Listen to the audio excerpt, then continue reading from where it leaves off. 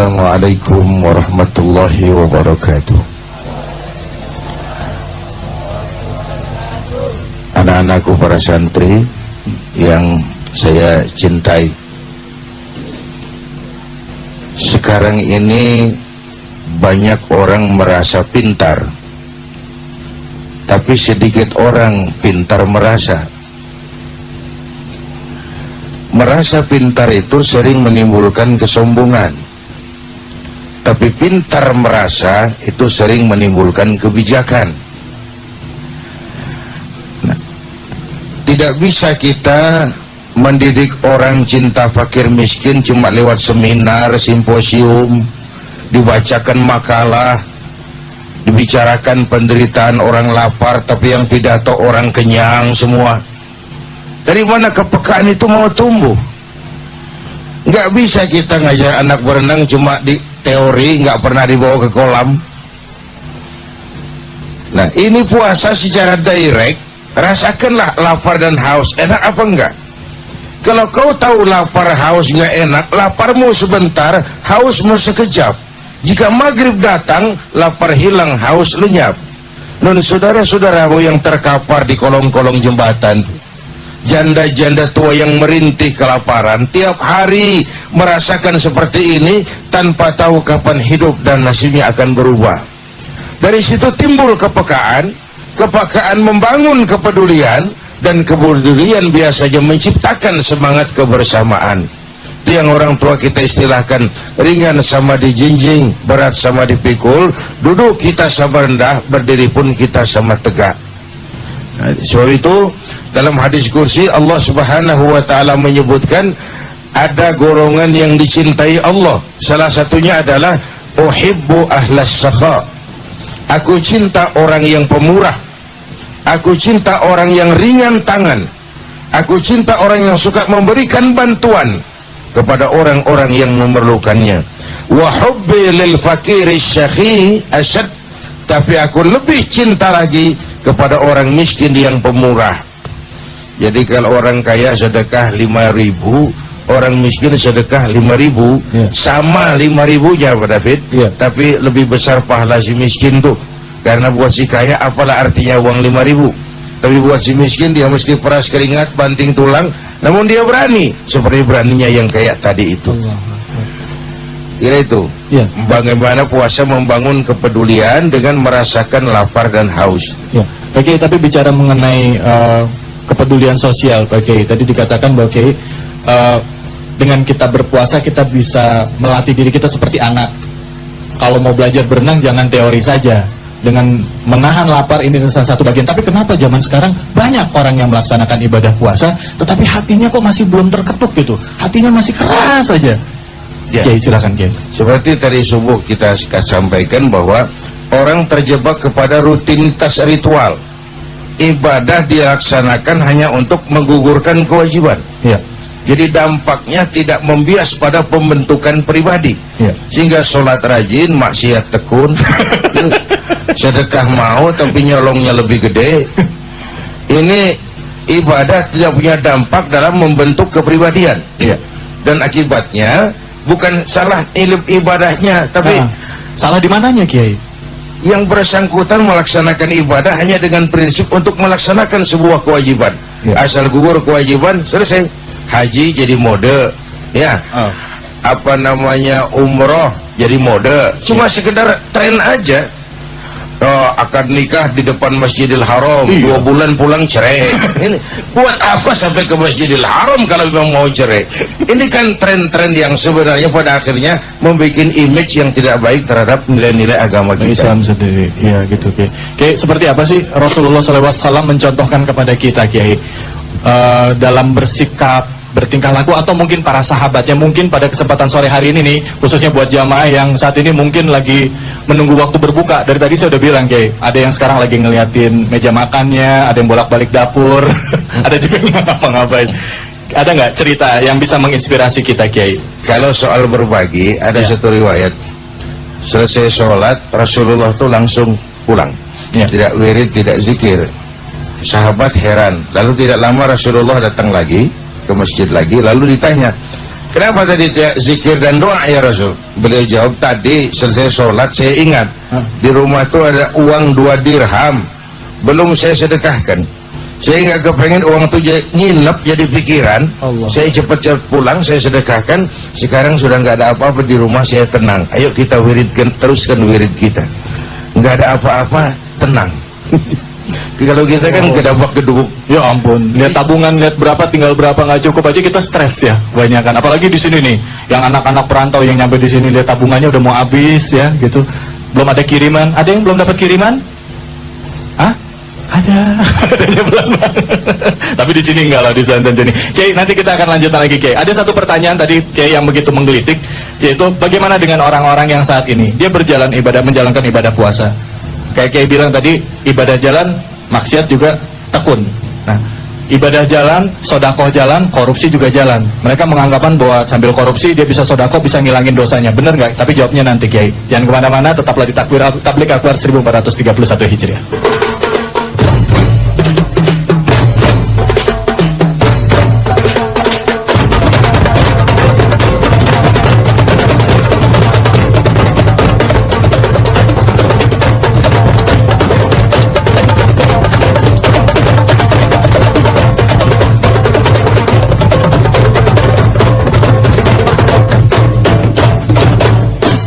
Ya, alhamdulillah kita kembali lagi di Tablik Akbar 1431 Hijriah. Tentunya persembahan dari TV One. Buat Anda yang menantikan hadiah, jangan khawatir. Nanti di akhir acara atau di penghujung acara ini kami akan bagi-bagikan hadiah yang merupakan persembahan dari Top One Oil Action Matic, uang senilai 1 juta rupiah setiap hari untuk pemirsa yang ada di rumah. Ya, tapi sebelumnya saya mau tanya dulu sama santri-santri yang ada di PP Darun Najah ini nih.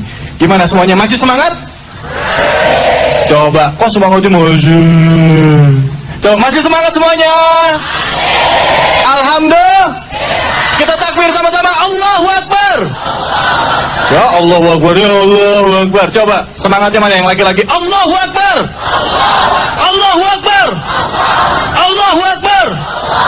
Alhamdulillah. Baik, kita akan lanjutkan lagi untuk mendengarkan tausiah dari guru kita yang sudah hadir bersama-sama kita, Kiai Haji Zainuddin MZ. Pada Kiai kami persilakan. Fadhol Kiai. Hadirin dan pemirsa TV One, pada mulanya Islam itu membebaskan manusia dari ras diskriminasi, mengikat manusia dalam persaudaraan akidah. Apapun orang datang, apapun warna, dari suku apapun ia dilahirkan, kalau akidahnya sama, itu adalah saudara kita. Kemudian dalam menjalin semangat persaudaraan, maka diajarkan soal kepedulian, kedermawanan, keinginan untuk menolong orang yang memerlukan pertolongan.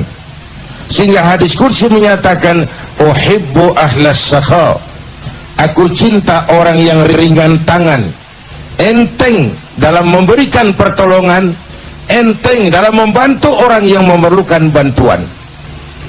Malah satu riwayat menjelaskan, nanti itu di akhirat, udah ada yang pernah ke akhirat belum?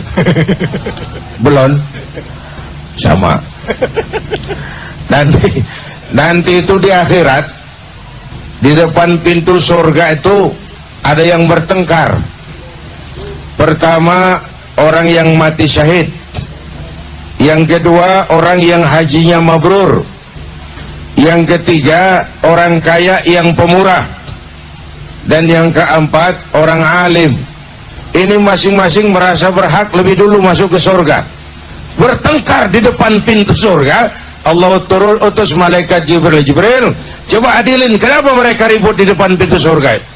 Turun malaikat Jibril, ini kenapa sih ribut di depan pintu surga sini? Anu Pak Jibril, akrab banget kayaknya pakai Pak Jibril. Masing-masing kami merasa berhak lebih dulu masuk ke surga. Oh begitu? Iya. Memangnya apa sih amalan kamu waktu di dunia? Kok masing-masing merasa berhak lebih dulu masuk surga? Coba sini yang pertama, sampean Mas ini. Dari Jawa ini yang pertama dipanggil. Sini.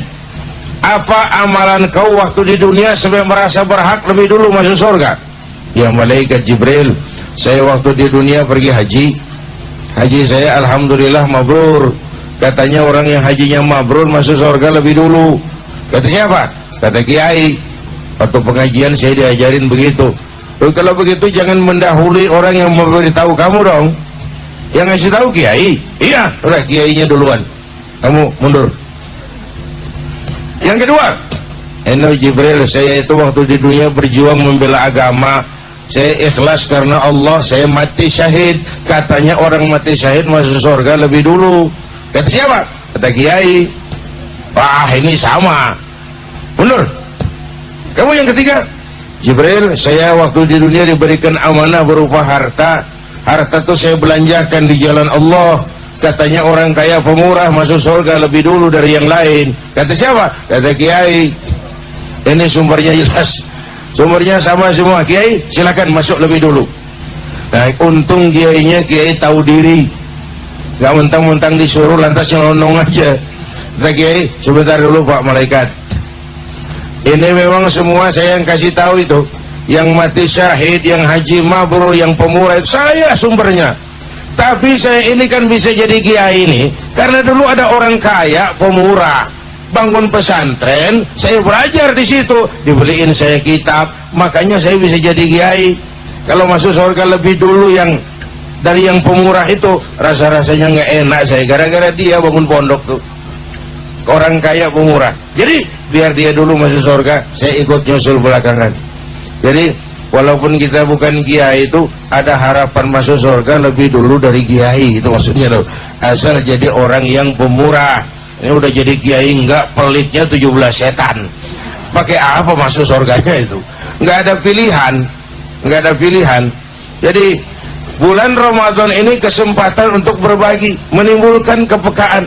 Masalah paling pokok di Indonesia kan kita masih bergelut dengan kemiskinan dan keterbelakangan. Yang padahal sebagai negara yang besar dan kaya, sudah tidak pantas Indonesia bicara soal kemiskinan. Sudah tidak pantas Indonesia bicara soal ketertinggalan. Mestinya kita nggak lagi bicara soal kemiskinan. Negara kita besar, sumber daya alam kita luar biasa, tapi masih berkutat saja di soal kemiskinan, soal keterbelakangan dan sebagainya dan sebagainya. Walaupun barangkali faktor salah urusnya jauh lebih besar ketimbang faktor kemiskinannya itu. Oleh karena itu dituntut kepedulian, dituntut keinginan berbagi, ada rasa bahagia membahagiakan orang lain. Sehingga pelaksanaan daripada ibadah puasa membuat bias dalam kehidupan, membangun manusia yang punya kepedulian sosial yang tinggi, punya empati. Sekali lagi, kepekaan menimbulkan kepedulian, kepedulian melahirkan semangat kebersamaan, dan kebersamaan itulah yang sangat kita perlukan sekarang ini.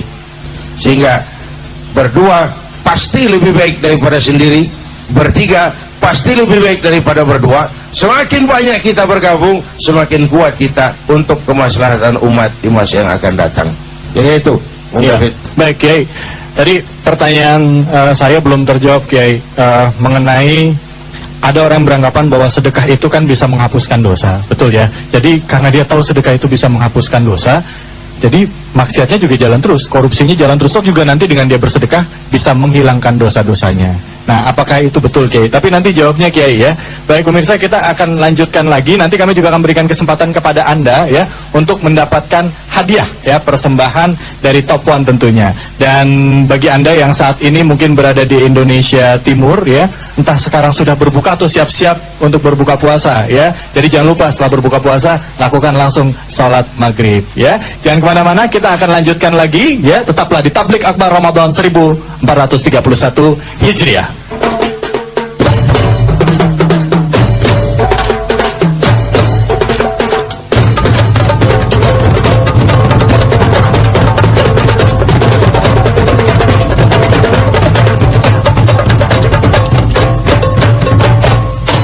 Ya, alhamdulillah kita kembali lagi di Tablik Akbar Ramadan 1431 Hijriah. Kita takbir sama-sama, Allahu Akbar. Alhamdulillah. sengaja kami bertakbir tentunya, membesarkan nama Allah, sekaligus juga buat Anda yang saat ini sedang menunggu waktu berbuka, kami ingatkan buat Anda yang belum menjalankan ibadah sholat asar, yang berada di Indonesia Tengah dan juga Indonesia Barat, ayo jalankan mumpung waktunya masih ada, ya. Baik, kita akan lanjutkan lagi mendengarkan tausiah dari guru kita Kiai Haji Zainuddin Emsyad. Silakan Kiai, fadhol. Baik, hadirin dan pemirsa TV One, tadi ada pertanyaan dari Bung David tentang orang yang sedekah lalu beralasan, orang yang korupsi lalu beralasan toh nanti kalau dia bersedekah dosa korupsinya bisa terhapus. Memang ada hadis yang mengajarkan zakku amwalakum bizzakah, bersihkan hartamu dengan zakat. Kata-kata membersihkan itu memberikan gambaran tentang sesuatu yang pada awalnya memang bersih lalu terkena kotoran. Itu yang bisa dibersihkan. Sarung saya kena kain, sarung saya kena tanah. Iya, supaya kelihatan diperhatiin, nggak gitu aja. Sarung saya kena kotoran, nah itu sarungnya yang bisa dibersihkan. Tapi kalau kotorannya sendiri kan nggak bisa dibersihkan, memang kotoran. Jadi sesuatu yang didapat jelas dari yang haram tidak mungkin bisa dibersihkan dengan cara-cara membayar zakat dan lain sebagainya. Memang bendanya itu yang najis, yang kotor. Bagaimana mau dicuci? Kotoran nggak bisa dicuci. Yang bisa dicuci sarung yang kena kotoran. Tapi kalau kotorannya sendiri, ya nggak bisa dicuci dong, kotoran.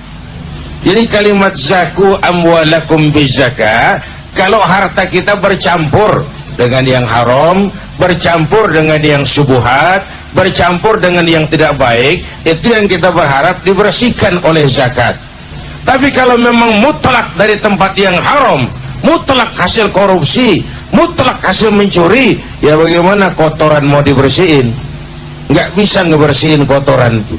Habis ya Kiai. Habis.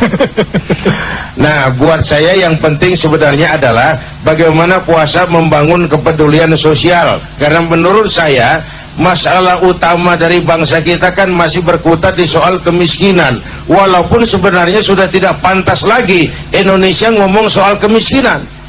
Sudah tidak pantas lagi. Coba bayangkan, kita ini oleh Allah dikaruniai negara yang begini besar dan kaya. Besar dan kaya. Besar karena pulaunya saja 17.000 pulau. Itu belum termasuk Pulau Gadung dan Pulau Gebang. Tambah 2 kalau itu masuk. Dan kaya. Anak-anakku santri, lihat Indonesia kita ini, buminya subur. Di atas perut buminya segala tanaman hidup. Pernah teman saya orang Arab bilang, Indonesia guys, Indonesia hebat. Apanya mas, kata saya? Tanahnya subur, tongkat ditanam jadi pohon, namanya singkong. Tongkat ditanam jadi pohon. Kami Arab dia bilang pohon ditanam jadi tongkat. Mati itu pohon.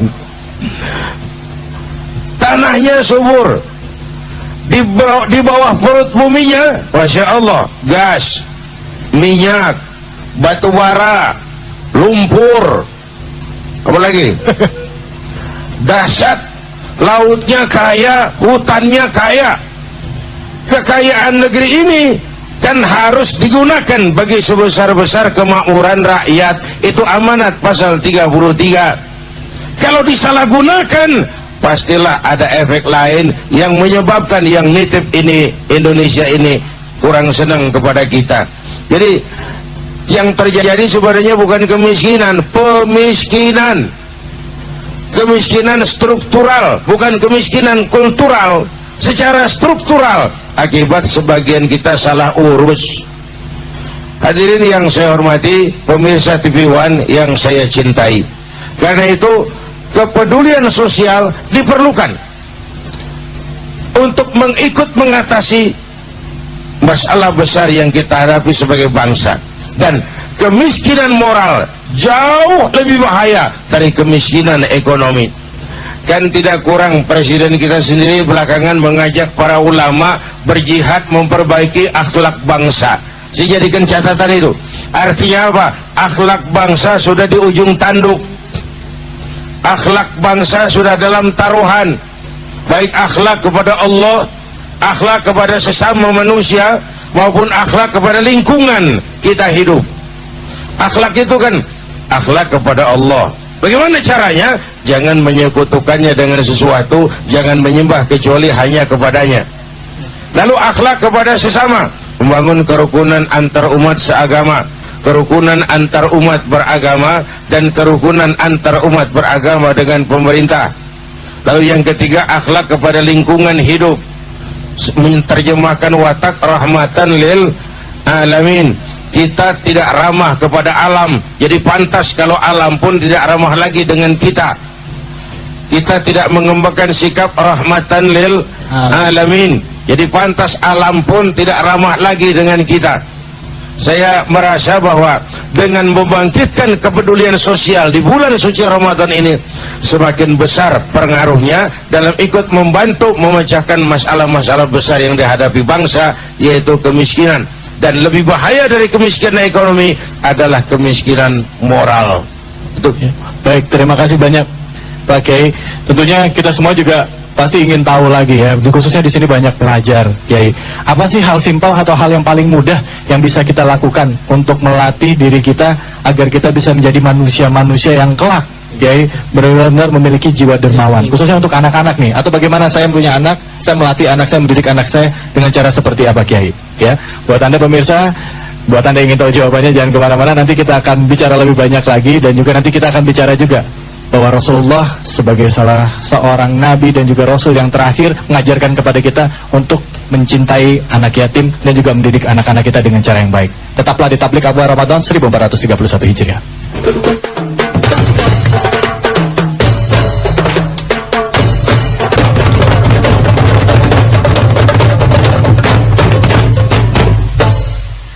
Ya, alhamdulillah rabbil alamin, kita kembali lagi di Tablik Akbar Ramadan 1431 Hijriah. Beruntunglah kita karena kita masih bisa dipertemukan dengan bulan suci Ramadan. Karena pada saat tahun lalu kita meninggal bulan suci Ramadan, tentunya kita semua berharap kita bisa dipertemukan kembali. Dan pada saat kita dipertemukan kembali, ibarat kita dipertemukan dengan kekasih hati, manfaatkanlah kesempatan dengan sebaik-baiknya dengan berbuat amalan-amalan baik dan melakukan tentunya introspeksi diri kita agar Allah senantiasa memberikan ampunan kepada kita. Ya, baik. Pemirsa, kali ini saya akan bicara mengenai masa pendidikan. Tidak salah ya, karena kali ini kita ada di PP Darun Najah, ada Kiai Haji Ma'ruf Amin. Kiai, mungkin Kiai boleh berdiri, Kiai. Saya mau tanya-tanya sedikit sama Kiai. Sebagian besar konsep pendidikan di Indonesia, ya, sebagian besar itu teori, ya, atau hanya melatih otak. Tapi kalau bicara mengenai akhlak, bicara mengenai agama, itu kan nggak cukup hanya dengan teori, tapi juga harus dengan contoh, aplikasi, ya, pelaksanaan. Ada nggak yang diajarkan di sini yang mungkin bisa jadi pelajaran buat pemirsa yang ada di rumah? Silakan, Kiai. Itulah sangat beruntung para wali santri, terutama yang anak-anaknya dididik di pesantren. Karena di pesantren itu dididik dan diajar. Kalau ilmu pengetahuan ini namanya diajar, tapi kalau pendidikan itu dibiasakan lama-lama menjadi terbiasa. Seperti pendidikan ikhlas, ya, bagaimana anak-anak itu saling menghargai diri yang lain semata-mata karena Allah. Dia ikhlas untuk disuruh nyapu oleh kiainya karena dapat pahala dari Allah. Dan ikhlas inilah yang ditanamkan untuk santri-santri, juga kehidupan pendidikan takwa. Takwa itu kalau kita dekat dengan Allah, banyak berdoa, banyak ibadah, banyak melakukan nawafil sunnah-sunnahnya, Allah akan lebih dekat lagi pada kita, sehingga Allah akan memberikan rahmat, memberikan ma'unah. Kalau para nabi-nabi diberikan mukjizat, ya, itu wali-wali berikan karomah. Nah, kita ini insya Allah dapat ma'unah, pertolongan dari Allah. Sehingga kehidupan di pesantren tidak boleh menggolimi dengan yang lain. Juga guru-guru pesantren harus sederhana, kiainya juga ada sederhana, dan pola hidup pesantren ini kalau dicontoh oleh pejabat-pejabat, oleh para pemimpin-pemimpin saat sekarang ini, saya kira tidak ada orang yang dapat musibah, yang dapat kesulitan, krisis pangan tidak ada, karena Allah akan memberikan rezeki dari langit. Allah Akbar. Insyaallah Itu, mudah-mudahan didengar langsung nih oleh ya. para pejabat-pejabat dan juga pemimpin yang saat ini menyaksikan TV One ya. Amin insyaallah kesederhanaan itu. Termasuk juga para santri ditanamkan jud. Ini pada bulan puasa itu Ya, untuk maksudnya jud itu apa tuh? jud itu untuk dermawan. Oh, Wa mimma razaqnahum yunfiqun, sebagian rezeki yang didapat dari santri, padahal santri rezeki nggak banyak, Ya. diinfakkan Subhanallah. untuk Allah gitu. Rezeki yang diterima santri Iya. diinfakkan. Diinfakkan Ini kan mereka sebagiannya. belum bekerja, Kiai. Mereka Iya, tapi duitnya sedikit. yakin bahwa itu akan dapat berkah. Orang tuanya nanti akan dapat berkah dari Allah, rezekinya nanti akan bertambah. Amin ya Allah, amin. Maka dengan rela karena keikhlasan dengan pendidikan ini, dan di pendidikan pesantren kita harus bersyukur orang tua yang pesantren karena tidak ada tawuran. Meskipun anak ini dari berbagai daerah, Ya. satu kamar dicampur, tanamkan tidak boleh mendolimi, harus kasih sayang dengan yang lain. Yang senior sama yang junior, Iya, kakak dengan yang adik. saling membantu, saling menolong. Kalau sakit bukan orang tuanya yang menolong, terlebih dahulu teman-temannya. Jadi sehidup seperjuangan. Itulah maka para alumni pesantren itu kalau keluar di masyarakat sangat rindu dan saling menolong di tengah masyarakat. Inilah pendidikan pesantren. Mudah-mudahan pola pendidikan di Indonesia ini, kalau Indonesia makmur, subur, aman, ya, itu harus diperbanyak sistem pendidikan pesantren di mana-mana. Subhanallah. Paling tidak Masya Allah. sistem pendidikan pesantren ya itu seperti pendidikan umum juga bisa mengikuti sistem pendidikan di pesantren. Terima kasih banyak Kiai. Ini orang banyak yang takut masukin anaknya ke pesantren ya di kota-kota besar karena isunya nanti jadi teroris Kiai. Ya, Nah itu gimana Kiai? ngomong Ya kayak gitu? kita sebagai pembina pesantren yakin, hakul yakin bahwa itu semuanya isu-isu hanya fitnah. Dan fitnah itu tujuannya untuk melemahkan kader-kader bangsa yang belajar di pesantren supaya bangsa Indonesia masa akan datang nggak usah belajar di pesantren sehingga Indonesia mudah dijajah oleh orang asing. Allah. Jadi kita jangan takut untuk belajar di pesantren. Ya. Setuju semuanya? Iya. Baik, Allahu Akbar. Allahu Akbar. Baik, untuk kemajuan umat Islam dan juga kemajuan bangsa kita. Terima kasih banyak Ya. Kiai Haji Ma'ruf Amin. Ya, baik kita akan memberikan kesempatan nih buat jamaah atau para santri yang ada di sini untuk bisa bertanya langsung entah kepada Kiai Haji Ma'ruf Amin atau kepada Kiai Haji Zaiduddin MZ. Tuh, silakan siapa yang mau bertanya? Siapa? Oh, Adik, silakan. Namanya siapa? Langsung pertanyaannya, Dek.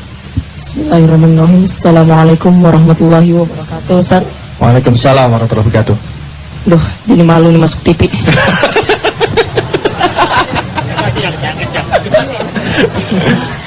Sebentar, Dek. Ustaz Zainuddin, Dek, coba tarik nafas dulu. Ya, silakan pertanyaannya. Ustaz Zainuddin, Iya. Ustaz. Jadi gini, Ustaz. Ada orang kaya, dia ini mau sedekah, Ustaz. Nah, setengah dari harta yang mau dia sedekah. Sebentar, Dek. Mohon maaf, saya potong. Namanya siapa? Dani Dwi Saputra. Dani Dwi Saputra. Dwi Saputra. Dari mana kamu asalnya? Dari Jakarta Barat. Dari Jakarta Barat. Dani Dwi Saputra. Oke, silakan. Dilanjutkan lagi. Jadi setengah dari hartanya itu, Ustaz. Pertama, setengah dari harta dia jerih payah dia sendiri, Ustaz. Nah, setengahnya lagi itu, Ustaz, itu dari ini, Ustaz, dari dia minjem kemana-mana, nanti dia ganti. Itu nanti itu boleh nggak, Ustaz? Itu Jadi ada orang kaya, dia mau menyedekahkan hartanya. Setengah dari hartanya itu hasil minjem, Ustaz. Setengah dari hartanya hasil minjem. Nah, yang setengahnya lagi harta jerih payah dia sendiri. Oke, jadi boleh nggak harta yang hasil minjem Iya. itu disedekahkan juga ke orang? Iya. Gitu. Silakan. Silakan, Kiai. Iya, yang hasil minjem itu yang boleh disedekahkan adalah yang hasil jerih payahnya saja. Yang hasil dia minjem karena masih bersangkutan dengan hak orang lain, sebaiknya dia utamakan juga hak orang lain. Gitu. Iya. Gitu ya.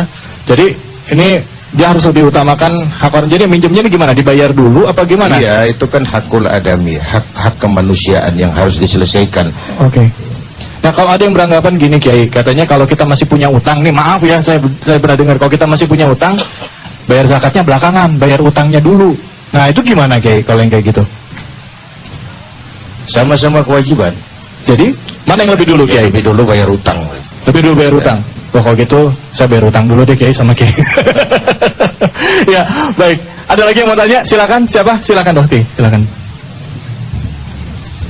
Bismillahirrahmanirrahim. Assalamualaikum warahmatullahi wabarakatuh. Waalaikumsalam warahmatullahi wabarakatuh. Namanya siapa, langsung Ya, pertanyaan? nama saya Kodrina Sufi dari Bekasi. Dari Bekasi, silakan. Yang ingin saya tanyakan, apakah yang dinamakan bersedekah itu hanya dengan berupa harta ataupun uang, ataupun dapat berupa kita berbagi ilmu dengan orang lain, Ya. ataupun dengan memberikan makanan kepada orang yang kelaparan?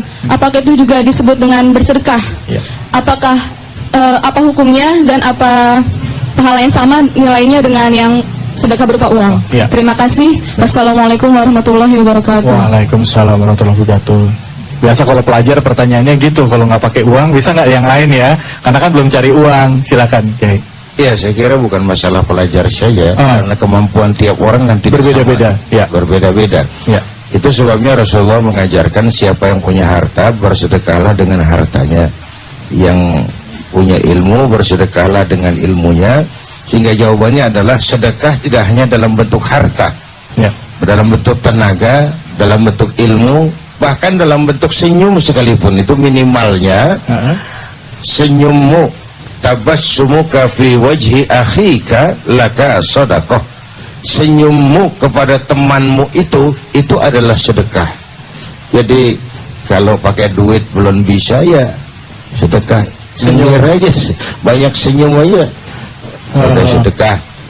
Iya, iya, iya. Tapi kalau misalnya pakai ilmu pengetahuan, kita bagi-bagi ilmu gitu boleh ya? Boleh. Boleh, boleh ya. Bantu, apalagi kalau lagi ulangan. Enggak bercanda.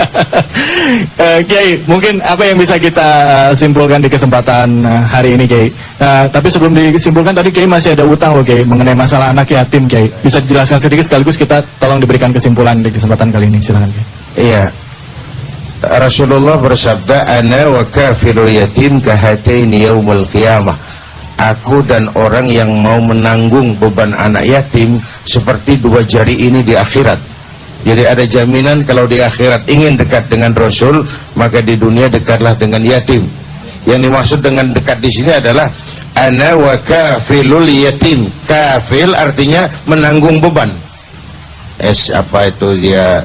SPP-nya, makannya, pakaiannya, dan sebagainya. Aku dan orang yang mau nanggung beban anak yatim seperti dua jari ini di akhirat nanti. Nah, seterusnya ada hadis, rumah yang paling disukai Allah adalah rumah yang di dalamnya ada yatim yang dihormati. Dan rumah yang paling dibenci Allah adalah rumah yang di dalamnya ada yatim yang disia-siakan. Ya. Itu sebuah bimbingan dari baginda Nabi. Karena itu di bulan ini siapa yang diberikan kelebihan rezeki oleh Allah, dekatlah dengan anak-anak yatim, bantu pendidikannya, paling kurang usap kepalanya penuh kasih sayang sebagai bagian dari rasa kecintaan kita kepada anak-anak yatim. Oke, baik, Kiai. Terima kasih banyak. Mudah-mudahan apa yang sudah disampaikan tadi sedikit ya, sambil nanti Kiai akan menyimpulkan apa yang sudah disampaikan pada kesempatan kali ini.